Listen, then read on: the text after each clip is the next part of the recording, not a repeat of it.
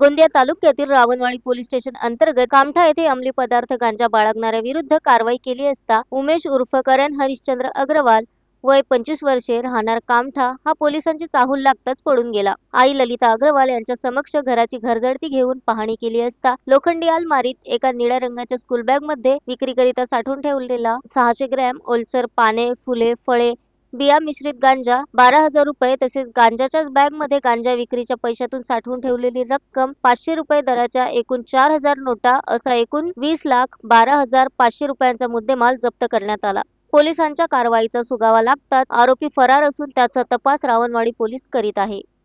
Sunil Kawade, the sting operation news, Gondia. The sting operation news, सत्याचे दुसरे नाव, अन्यायावर लेखणीचा घाव।